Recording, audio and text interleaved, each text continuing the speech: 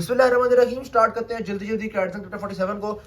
इस चैप्टर की जल्दी जल्दी वीडियो के अंदर भी एक सुपर इंपॉर्टेंट पॉइंट्स के मैं मतलब 1-1.5 मिनट में कुछ बातें करूंगा और सिर्फ वो बातें अगर आप कर रहे हैं तो आई होप कि आपको पेपर में आने वाली तकरीबन 80% बातें आती होंगी। बातें तो बहुत इंपॉर्टेंट है, मैं सिर्फ वो बताता हूँ आपको। इन्हें पूरा चैप्टर अगर आपने नहीं किया हुआ तो फिर आप सिर्फ ये बातें याद कर लें कि ट्यूबरक्लोसिस को ट्रीट करने के लिए फर्स्ट लाइन ड्रग्स के नाम है राइप यानी कि रिफेम्पिन, आइसोनियाजिड, पैराजिनामाइड, इथेम्पिडोल।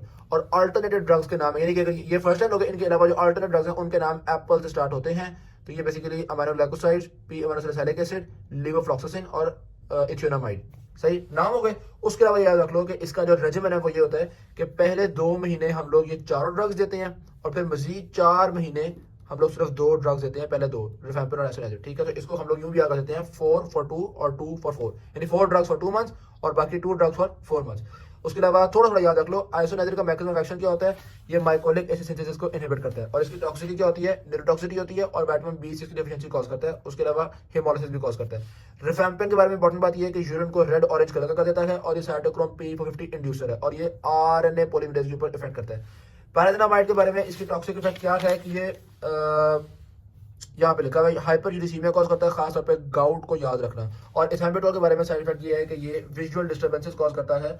वैसे इसका मैकेनिज्म एक्शन ये है कि ये इनहिबिट द सिंथेसिस ऑफ अराबिनोग्लैक्टन, सही होगी बात। और विजुअल डिस्टर्बेंसेस डोज डिपेंडेंट होती हैं इसकी। तकरीबन सारे ही ड्रग्स हेपेरोटॉक्सिक हैं सिवाय इथेम्पिडोल। तो ये जो पिछले 1 मिनट मैंने बोल दिए है, ये गोल्डन वर्ड्स हैं, कम से कम आपको इतना तो आना चाहिए। बाकी अब हम पूरे चैप्टर को थोड़ा सा रिवाइज कर लेते हैं।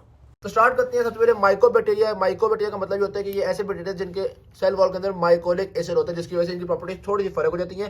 इनका ट्रीटमेंट भी थोड़ा सा कॉम्प्लिकेटेड है। तो हम लोग यूजुअली इनको ट्रीट करने के लिए कॉम्बिनेशन ऑफ ड्रग्स देते हैं। जब कॉम्बिनेशन ऑफ ड्रग्स देते हैं तो ये होता है कि एक तो टॉक्सिसिटीज कम हो जाती है, दूसरा बैक्टीरिया सही से उसके खिलाफ रेजिस्टेंस डेवलप नहीं कर पाता और तीसरा ज्यादा इफेक्टिवली हम लोग बैक्टीरिया को ट्रीट कर पाते हैं।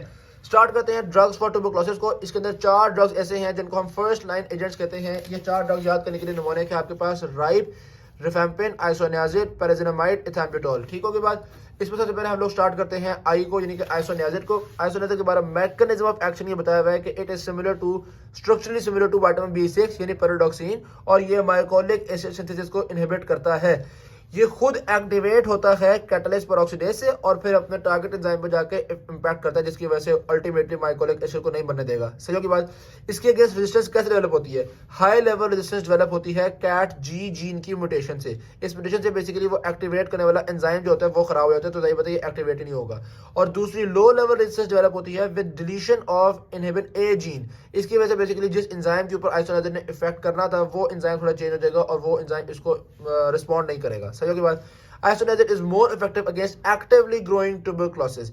फार्माकोकाइनेटिक्स इसकी बहुत ज्यादा इंपॉर्टेंट नहीं है, वैसे ओरली अब्सॉर्ब हो रहा है, पेनिट्रेट कर रहा है। हाँ बस एक बात इंपॉर्टेंट ये है कि एसिटाइलेटर्स डिपेंड करता है कि ये बंदा फास्ट एसिटाइलेटर है या स्लो एसिटाइलेटर है। जो फास्ट एसिटाइलेटर्स होते हैं वो जल्दी मेटाबोलाइज कर लेते हैं इसको, उनके अंदर हाफ लाइफ थोड़ी होती है इसकी आइसोनियाजिड की, और स्लो एसिटाइलेटर्स के अंदर इसकी हाफ लाइफ ज्यादा होती है। क्लिनिकल यूज इसकी ट्यूबरक्लोसिस को ट्रीट करने के लिए कॉम्बिनेशन में यूज होता है और अकेला भी यूज होता है। टॉक्सिसिटी इसकी न्यूरोटॉक्सिसिटी मेन इफेक्ट है और वो भी क्यों हो रही है, क्योंकि ये विटामिन B6 की डेफिशिएंसी कॉज करता है। उसकी वजह से पेरिफेरल न्यूरोटॉक्सिसिटी, सीजर्स, फटीग, ये वो सारी बातें आ जाएंगी। हेपेरोटॉक्सिक तकरीबन सारे ही ट्यूबरक्लोसिस वाले ड्रग फर्स्ट लाइन ड्रग सारे होते हैं एक्सेप्ट फॉर इथेम्पिडोल, यानी कि रिफेम्पिन भी हेपेरोटॉक्सिक है, पैराजिनामाइड भी हेपेरोटॉक्सिक है और आइसोनियाजिड भी हेपेरोटॉक्सिक होता है और it causes haemolysis in glucose 6-फॉस्फेट डिहाइड्रोजन डेफिशिएंसी पीपल। डन होगी बात।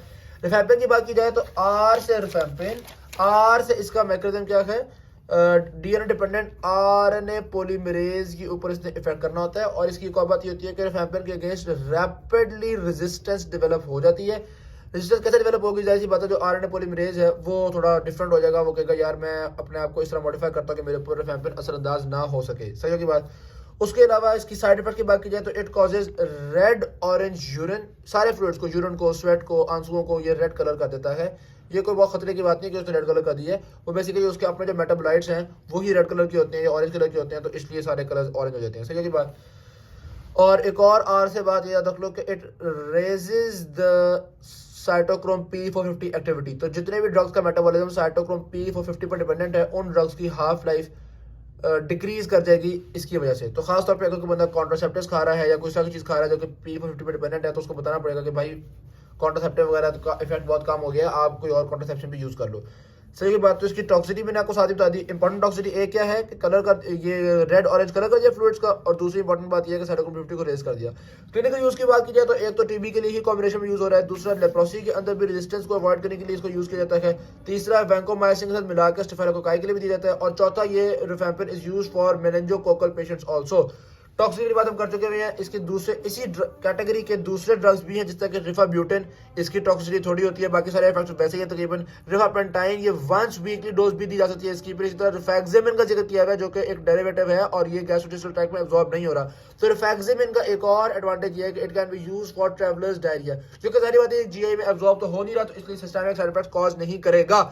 इथैम्बुटोल की तरफ आते हैं। इथैम्बुटोल का मैकेनिज्म ऑफ एक्शन ये है कि ये अरेबिनोसाइल ट्रांसफरेज को इनहिबिट करता है, जिसकी वजह से एक और कंपोनेंट ऑफ सेल वॉल नहीं बन पाता। सही की बात। वो कौन सा कंपोनेंट है? अरेबिनोग्लैक्टैन। यानी कि क्या मतलब हुआ? In short, ethambutol inhibits the synthesis of arabinogalactan which is a component of cell wall.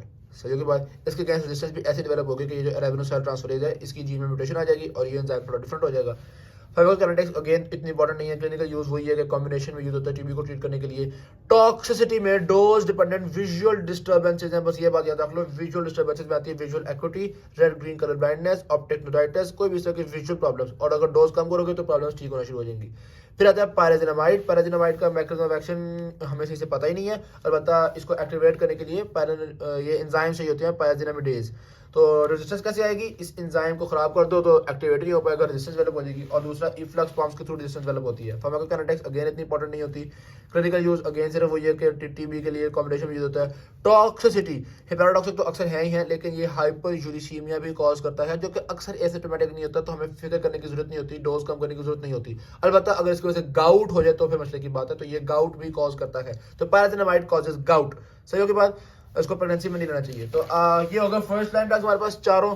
उसके अलावा कुछ अल्टरनेटिव ड्रग्स भी हैं ट्यूबरकुलोसिस के लिए यूज करते हैं हम। उसके नमूने के आपके पास apple, A stands for amino glycosides, ठीक है, ये अमाइनो ग्लाइकोसाइड्स। फिर P stands for P aminosalicylic acid, L stands for levofloxacin, E stands for ethionamide. बस याद रख लो, इथियोनामाइड आइसोनियाजिड से सिमिलर होता है, लेकिन इसकी क्रॉस रेजिस्टेंस नहीं होती। बाकी सारी बातें इंपॉर्टेंट नहीं है, बस सिर्फ आप नाम याद कर लो तो काफी है। आगे एंटी ट्यूबरकुलर ड्रग रेजिमेंट्स क्या होते हैं? रेजिमेंट सबसे मशहूर हमारा रेजिमेंट ये होता है कि ये 4 ड्रग्स देते हैं हम लगातार 2 महीने के लिए, और फिर बाकी के 4 महीने हम लोग इनमें से सिर्फ 2 ड्रग्स, यानी कि ये वाले 2 ड्रग्स देते हैं। तो टोटल 6 महीने का कोर्स होता है, जिसमें पहले 2 महीने हम 4 ड्रग्स देते हैं और बाकी 4 महीने हम सिर्फ 2 ड्रग्स देते हैं। तो ये आप कह सकते हो 4 for 2 months और 2 for 4 months, ठीक है। तो ये इसका इंपॉर्टेंट रेजिमेंट, इसको डॉट रेजिमेंट भी कहा जाता है। अल्टरनेटिव रेजिमेंट में थोड़े कम अरसे के लिए दे सकते हैं आप। ये जो 4 for 2 months देते हैं ना, इसको हम इंटेंसिव फेज कहते हैं, और फिर 2 for 4 months को हम कंटिन्यूएशन फेज कहते हैं। तो सही के बाद अच्छा, अलबत्ता अगर आइसोनियाजिड के अगेंस्ट रेजिस्टेंस है तो फिर उसकी जगह पे थियोमेटिडोल या दूसरे ड्रग्स वगैरह यूज कर सकते हो। अगर आइसोनियाजिड और रिफैम्पिन दोनों के अगेंस्ट रेजिस्टेंस है तो फिर भाई सीधी सी बात है, वही वाले ड्रग्स यूज करो जिनके खिलाफ जो काम कर पा रहे हैं। अच्छा जी, ये तो ट्यूबरकुलोसिस कंप्लीट हो गया। नेक्स्ट होते हैं ड्रग्स फॉर लेप्रोसी। इसके लिए हम लोग सल्फोन्स को यूज करते हैं। सल्फोन्स के जो फॉलिक एसिड सिंथेसिस को इनहिबिट करते हैं। मैकेनिज्म बता दीजिए कि सल्फोन्स का मैकेनिज्म क्या है? Inhibitors of folic acid synthesis. अलबत्ता सल्फोन्स के अगेंस्ट रेजिस्टेंस को अवॉइड करने के लिए हम लोग बाद में रिफैम्पिन भी साथ यूज करते हैं। इसकी टॉक्सिसिटी क्या है? मेथियोग्लोबिनीमिया और हेमोलिसिस बढ़ जाती है ग्लूकोज 6 डिहाइड्रोजनेज डेफिशिएंसी वाले पीपल के अंदर। And it is also used to treat pneumocystis jirovecii pneumonia in AIDS patient. डनो के बाद बाकी इसके अलावा लेप्रोसी के लिए क्लोफेज़ामिन भी यूज की जा सकती है। अदर ड्रग्स में कौन कौन से आते हैं? बस ये बात याद रख लो कि माइकोबैक्टीरियम एवियम के लिए हम लोग कॉम्बिनेशन ऑफ मैक्रोलाइड एंड एथैम्बुटोल या एजिथ्रोमाइसिन एंड एथैम्बुटोल को यूज कर सकते हैं। Thank you very much. अच्छी लगी शेयर जरूर कीजिएगा, चैनल को सब्सक्राइब कीजिएगा। अल्लाह हाफिज़। वैसे तो जल्दी वाली वीडियो में भी हम लोग कोशिश करते हैं सारी बातों को रिवाइज जरूर कर लें, लेकिन कुछ बातें तो बहुत इंपॉर्टेंट है, मैं सिर्फ वो बताता हूँ आपको। यानी पूरा चैप्टर अगर आपने नहीं किया हुआ तो फिर आप सिर्फ ये बातें याद कर लें कि ट्यूबरकुलोसिस को ट्रीट करने के लिए फर्स्ट लाइन ड्रग्स के नाम हैं राइप, यानी कि रिफैम्पिन, आइसोनियाजिड, पैराजिनामाइड, एथैम्बुटोल। और अल्टरनेटिव ड्रग्स के नाम है, यानी कि अगर ये फर्स्ट लाइन हो गए, इनके अलावा जो अल्टरनेटिव ड्रग्स हैं उनके नाम एप्पल से स्टार्ट होते हैं।